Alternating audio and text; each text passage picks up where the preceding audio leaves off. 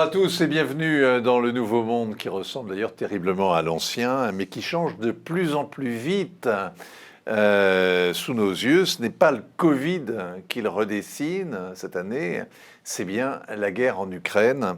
Depuis 7 mois, elle fait bouger toutes les alliances et elle unit l'Occident, mais elle l'isole, elle dope les puissances régionales qui tentent de s'imposer. Elle reconstruit un mur à l'Est et elle pousse la Russie dans les bras de la Chine. Ce n'est pas l'affaire des Africains, bien sûr, cette guerre, mais c'est quand même, ça les concerne quand même directement, notamment à cause des semences et des céréales qui sont restées coincées dans les silos des plaines ukrainiennes.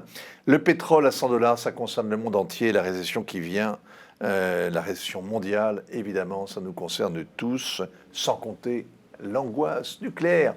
On disait 22, voilà les flics autrefois. Maintenant, on pourra dire 2022, voilà la guerre. Tout ça n'est pas très rassurant. Mais l'expérience est absolument passionnante, notamment pour les militaires qui découvrent que l'armée russe n'est pas exactement celle qu'ils imaginaient et qu'une armée toute jeune, l'armée ukrainienne, a réussi à se former et à porter des coups décisifs, à tenir tête en tout cas aux Russes, avec, c'est vrai, le soutien de l'OTAN, des Anglo-Saxons, des Européens. C'est l'avenir qui, ici, se laisse entrevoir. On peut essayer d'imaginer à quoi cet avenir ressemblera dans 10 ans. Et c'est l'exercice auquel s'est prêté le général Dominique Delord. Bonjour, mon général. Bonjour.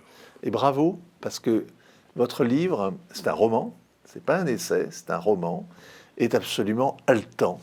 Il est passionnant. Et vous allez nous raconter comment vous avez travaillé.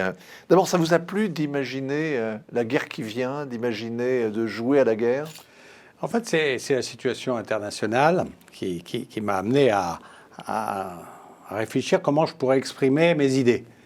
Bon, ça part mal, ça. Ça, c'est un très mauvais démarrage quand on veut écrire un roman. C'est un roman.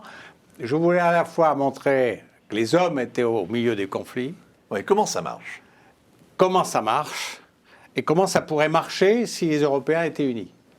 Car je pense qu'on part d'une erreur fondamentale pour les Européens, c'est de se pencher sur la construction d'une armée européenne, en oubliant que c'est d'abord, il faut une construction politique, car depuis 25 ans... Vous êtes terrible. Vous êtes incurable, vous êtes un officier d'état-major, vous êtes un officier supérieur, parce que vous arrivez tout de suite à l'idée générale. C'est la conclusion de son livre. La conclusion de son livre, c'est la conversion d'un souverainiste à l'idée européenne, à l'armée européenne. On va en parler, ne vous en inquiétez pas. Mais tout le reste du livre, c'est-à-dire les 290 pages qui précèdent, ou 95 pages qui précèdent, c'est le récit de 3 guerres à la fois. Et alors, il faut dire qui vous êtes. Vous êtes donc un officier supérieur, mais vous avez occupé de très hautes responsabilités dans l'armée française, comme conseiller Afrique et Moyen-Orient du chef d'état-major des armées, du SEMA, comme responsable du centre opérationnel interarmé, mais aussi vous avez été officier des troupes de marine, marsouin, et vous avez été en poste. Vous avez été sur des terrains compliqués, que ce soit le Liban, à Djibouti, au Tchad, au Rwanda, avant le génocide. Les Balkans. Et les Balkans, évidemment.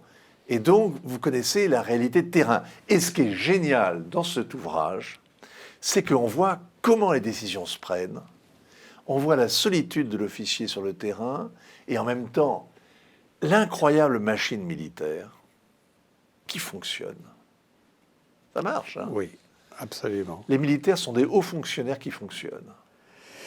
Disons que c'est des guerriers qui se civilisent par les procédures, etc. Je ne suis pas fonctionnaire parce que, non pas qu'il y ait une nuance de mépris en quoi que ce soit dans mon terme, mais en fait, le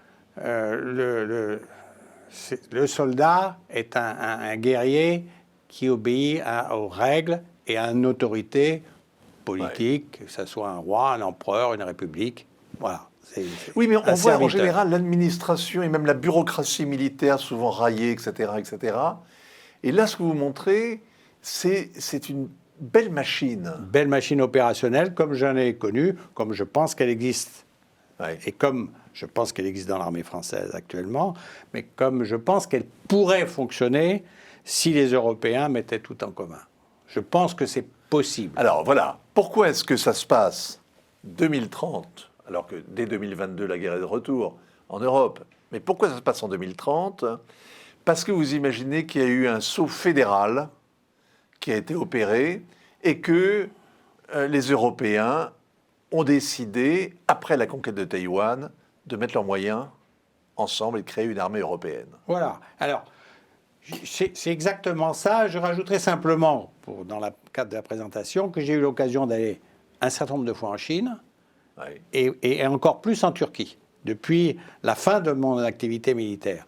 C'est donc en voyant aussi la montée de la Chine, le développement des appétits de la Turquie, bon, l'islamisme, ça tout le monde en parle, que je me suis dit que l'Europe risquait d'être en très mauvaise posture dans les années 2030. Et donc, à ce moment-là, comment raconter tout ça? Eh bien, par le biais d'un roman, un roman où les Européens sont au cœur. Voilà. Ok, le roman, c'est que on est en fait dans la cuve, parce que c'est l'armée est européenne, mais bon, quand même, ça se passe à Paris. Hein, pour l'essentiel, c'est-à-dire à la caserne Ballard qui abrite sous les ordres d'un tomages. Allemand.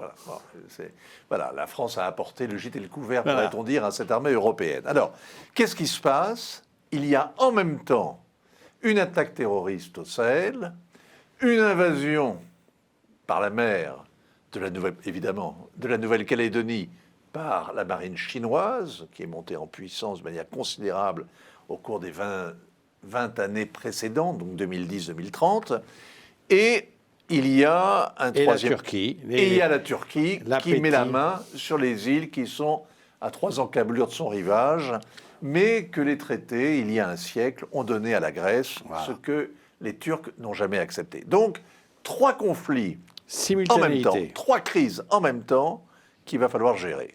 Alors, ces 3 crises, c'est évidemment la vague scélérate, c'est-à-dire la plus mauvaise position d'un marin en mer, dans une mer déchaînée, quand arrivent ces grandes vagues qui viennent de courants convergents et qui lèvent... Alors c'est un peu ce qui se passe pour les Européens. Alors heureusement, les Européens sont unis depuis une année, à peu près, une année, avec un Parlement et un président à Europa, qui est en fait le nom donné par Giscard à ce que pourrait être l'Europe, mais aussi... Les États-Unis d'Europe. Les États-Unis d'Europe, hein. C'est aussi quand même, je le mentionne à plusieurs reprises, mais c'est aussi une évocation du général de Gaulle, qui préfigure un peu ce que pourrait être la force politique. Oui, le problème des citations, c'est que vous savez, on peut en trouver, notamment dans l'œuvre du général, on peut en trouver dans un sens comme dans l'autre. Hein. Absolument. Oui. Alors, faut un peu parler. Cette Europe, elle est donc tout d'un coup, elle est un peu abandonnée par les États-Unis d'Amérique, il faut bien le dire, car ma vision des États-Unis dans 10 ans est quand même celle d'un empire déclinant face à la montée de la Chine, qui est devenue peut-être déjà la première puissance mondiale. Et donc les États-Unis se retournent face à leur adversaire principal. Ouais. Et donc désertent un peu l'Europe parce qu'elle a donné un grand coup, une grande aide entre 2022 et 2023 pour stabiliser l'Europe face à la Russie, contenir la Russie, l'affaiblir. Mais que maintenant, le problème principal ne se situe pas là, mais se situe face à leur adversaire principal, qui est la Chine. Donc l'Europe a pris conscience de tout ça, surtout qu'elle a vu que finalement, vous savez, Taïwan n'est pas l'Ukraine. Taïwan n'a été reconnu par personne. Taïwan a fini par tomber, retourner dans le giron, pas par une action militaire de force, mais par complètement serré par un blocus chinois. C'est d'ailleurs une hypothèse assez vraisemblable. Assez vraisemblable. Ça ne se réglera pas par... ce sera une réintégration de facto. Mais comment défendre un pays qu'on n'a même pas reconnu, en plus? À la façon de Hong Kong, finalement. Voilà, à la façon de Hong Kong. L'étranglement. L'étranglement avec une puissante marine chinoise qui se met autour de Taïwan et qui l'avale au bout d'un certain temps. Et les Américains n'osant pas franchir le cap de forcer le blocus. Alors, donc les Européens se retrouvent jeune fédération européenne et défiés donc par trois ennemis qui ne se sont pas donné le mot. Hein. Non, apparemment, non, sachant que les Turcs ont quand même une influence en Afrique, les Chinois aussi, grandissante. Mais enfin, apparemment, ils ne se sont pas concertés, mais c'est la simultanéité des crises. Ce n'est pas la guerre hybride. Bien qu'il y ait en Nouvelle-Calédonie, puisqu'il y a la volonté de la Chine d'annexer le territoire, il y a eu des émeutes, il y a un mouvement indépendantiste qui a créé des troubles, et donc les Chinois ont en quelque sorte un alibi. Hein. Alors les Chinois, en disant, on a un alibi, c'est assez adroitement monté leur affaire, leur puissance navale, ils ont des appuis bien réels déjà au Vanuatu, dans les îles Salomon aussi, et donc ils descendent. En même temps, les Grecs, eux, ils ont prévenu qu'ils ne reconnaissaient plus les traités de Sèvres et de Lausanne pour ce qui concernait cet espace maritime et les îles, qui sont les îles orientales de la Grèce, et donc de l'Europe. Et dans le Sahel, eh bien, on y est revenu. On était parti, vous savez, on est revenu, mais ce n'est pas la première fois où on part et on revient. Et donc vous avez une sorte de coalition de djihadistes qui prend le contrôle de Gao. Qui prend le contrôle de Gao et qui... à rebours de tout ce qu'ils faisaient avant, c'est-à-dire que ce n'est pas un raid dans le désert, c'est on s'installe dans une ville et on tient pour obtenir le départ des Européens. Alors, ce qui est formidable quand on vous lit, parce qu'on rentre quand même dans l'esprit, évidemment, et dans l'intimité, par exemple, de ces chefs djihadistes, et on se dit, en vous lisant, que c'est une évidence, quoi. Au lieu d'aller se perdre dans l'immensité du désert, ils sont beaucoup mieux à s'arrimer ainsi et à combattre en ville. Et donc l'idée leur viendra tôt ou tard. Le scénario que vous imaginez, il est tellement plausible. Il est écrit dans la géographie pour la Nouvelle-Calédonie, si loin des bases françaises et si peu défendue, si vulnérable, avec autant de nickel dans son sous-sol, autant d'intérêts stratégiques. Hein. Je pense que les trois scénarios sont très possibles. La Grèce, ça pend au nez de l'Europe. Absolument. La mainmise. Il rentre une fois de plus de Grèce, je peux vous dire que c'est évident. C'est évident. Et que si on n'y fait pas attention, c'est ce qui se produira. En fait, j'ai une vision sombre de l'avenir, mais là, à travers ce roman, je dis qu'il y a un espoir possible. Alors, c'est une vision sombre. On ne peut pas dire qu'il y ait de happy end dans votre roman. Hein. Non. Mais l'Europe, et c'est là où vous faites preuve quand même de l'optimisme de la volonté, hein, dirions-nous, vous faites preuve quand même d'une forme de fierté, parce que les Européens résistent bien quand même à ces assauts. Alors, évidemment, c'est l'éloge de la résilience, de la capacité à résister aux pressions. Mais on ne peut résister aux pressions que si on est unis. C'est pour ça qu'il y a aussi une évocation, évidemment, des grandes guerres grecques contre l'ennemi perse, c'est-à-dire l'éloge quand même de l'unité, l'éloge aussi de l'effort, de la résilience. Hein, c'est évidemment Léonidas. C'est Léonidas qui va permettre la victoire de Salamine. C'est l'engagement des cités unies grecques. C'est le sacrifice de certains pour l'essentiel. Donc c'est la résilience, ne pas subir aussi, hein, ce vocable très fort, de ne pas subir. Et puis, donc, en même temps, envoyer ce message d'espérance. Je veux dire que dans une vision qui est quand même décliniste, et tous les indicateurs sont plutôt mauvais pour les Européens, pour notre pays, pour la situation économique, pour la situation migratoire. J'en parle aussi des migrants, hein, de l'utilisation des migrants comme cheval de Troie par oui, alors ça qui est formidable, c'est que comme on est en 2030, tout ce qui se produit, qui fait le débat de l'actualité de ces derniers mois, de ces dernières années, se retrouve dans votre livre, mais vu avec un peu de distance. Hein, c'est-à-dire qu'on parle du Covid, on parle de l'Ukraine, du précédent ukrainien, on parle de la question des migrants, effectivement, et de la complexité de ce problème, mais on en parle d'une manière qui est décalée, comme si on avait fait déjà la synthèse de l'expérience. Aussi, quelque chose pour le lecteur, pour que le lecteur accroche mieux. J'ai choisi de faire parler à la fois l'officier turc l'amiral chinois et le chef djihadiste, qui expriment justement. Je ne sais pas lequel des trois il faut plaindre le plus. J'ose dire peut-être le turc, mais enfin ça, chacun aura son avis. L'amiral chinois est assez intéressant. Ils ne sont aussi. jamais méprisables, ni les uns ni les autres. Voilà, Ce qui est d'ailleurs... dire que même le pire n'est Ouais. pas totalement méprisable. Non. Non, on voit que vous avez été officier, que vous essayez de comprendre comment les autres pensent, Absolument.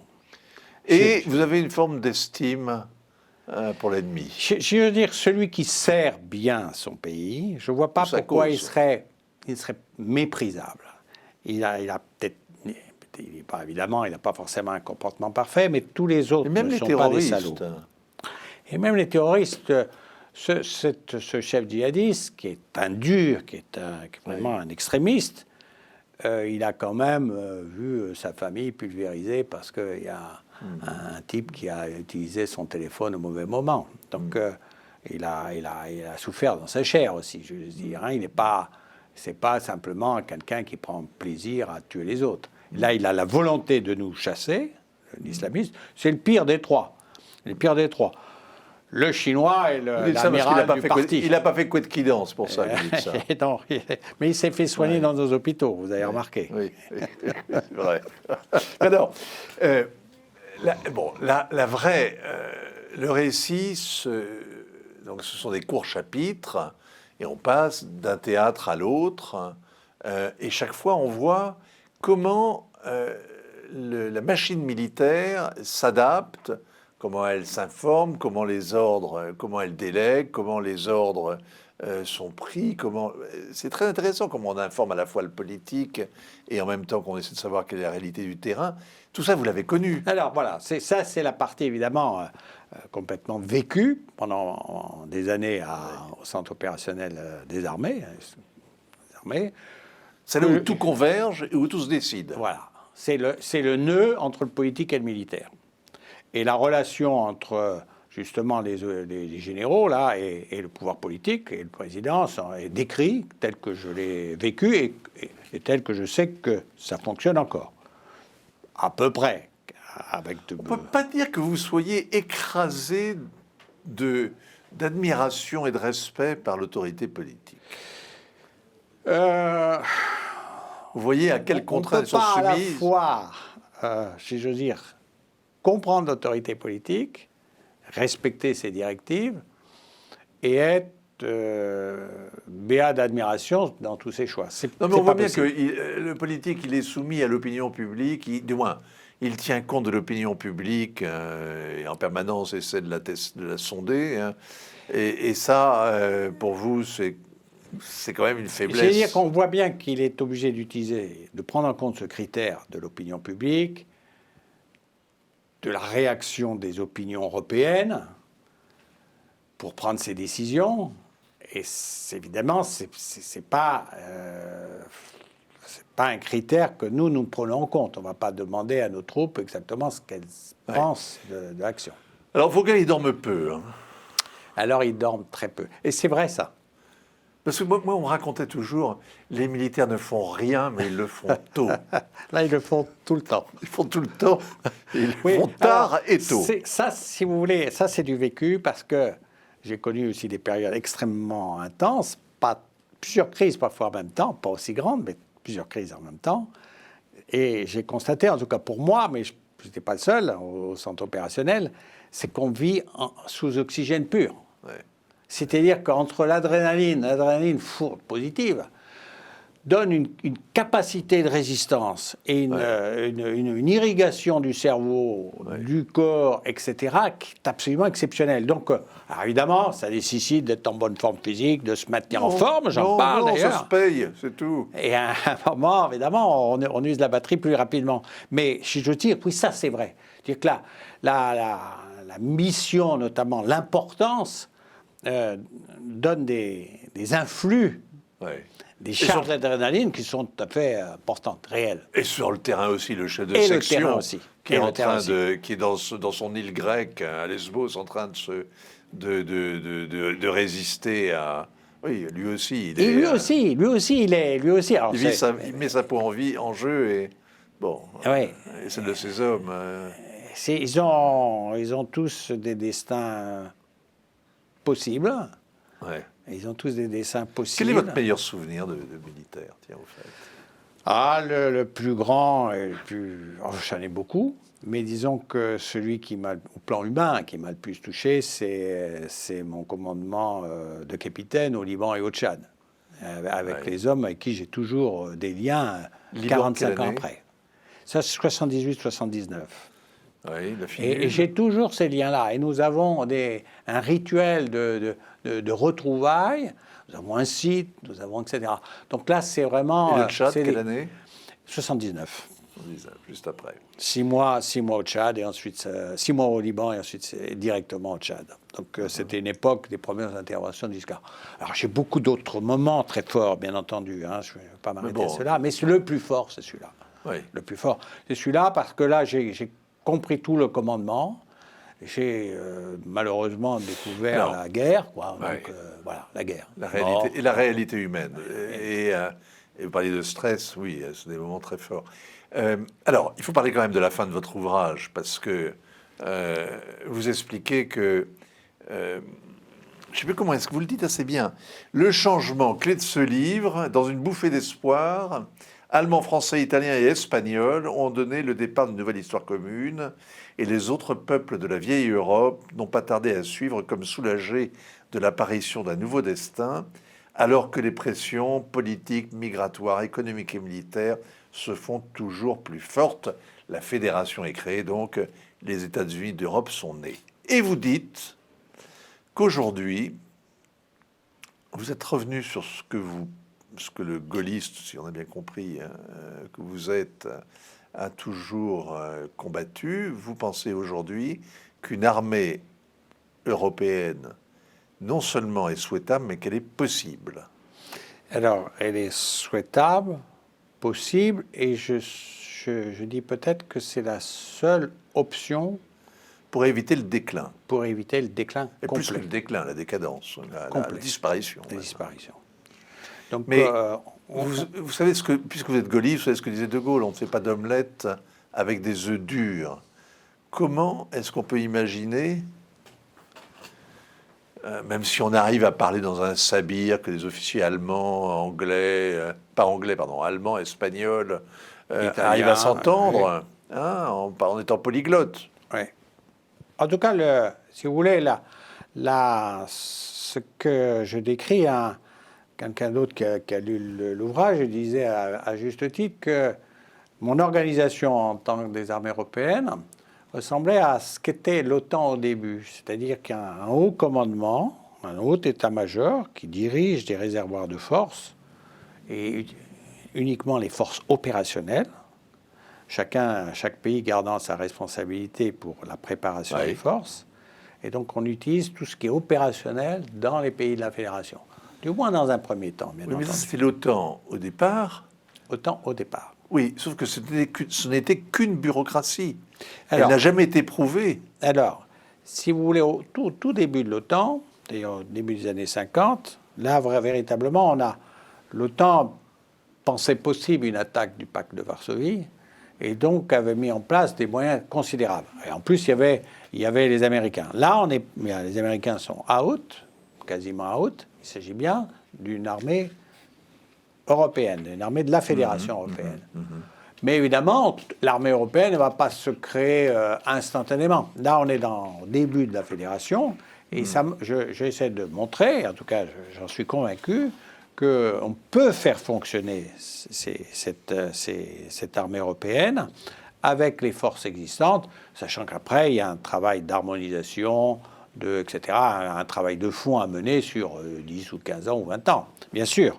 Mais disons que d'emblée, le problème n'est pas l'armée européenne, le problème est l'autorité politique. Et très sincèrement, vous avez raison de dire que j'ai passé 38 ans sous l'uniforme, servir la France, ça me paraissait clair et limpide.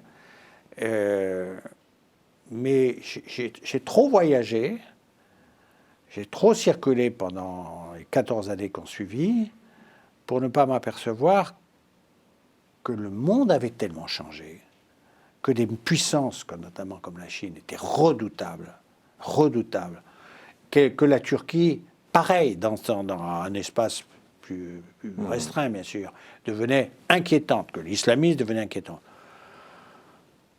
Et que donc, si on ne faisait rien, les Européens, avec, vous savez, c'est le piège de Thucydide dont je parle un peu, qui est cette fameuse opposition entre Sparte et Athènes. Ouais. Si on ne fait rien, on va vers une guerre inévitable et nous ne serons rien dans cette affaire. Il y aura la guerre entre la Chine et les États-Unis et nous, les Européens, on... Mais elle a commencé en Ukraine, non? Ça n'a pas commencé? Alors, à bas bruit. 2030, la guerre de retour, et ce ne sera pas décevant, ni le livre, ni l'avenir. C'est publié aux éditions du Sémaphore, et la préface est de l'amiral Patrick Hébrard. Merci beaucoup, mon général. Merci beaucoup. Je recommande, c'est passionnant. Merci à vous. Rendez-vous la semaine prochaine, même lieu, même heure.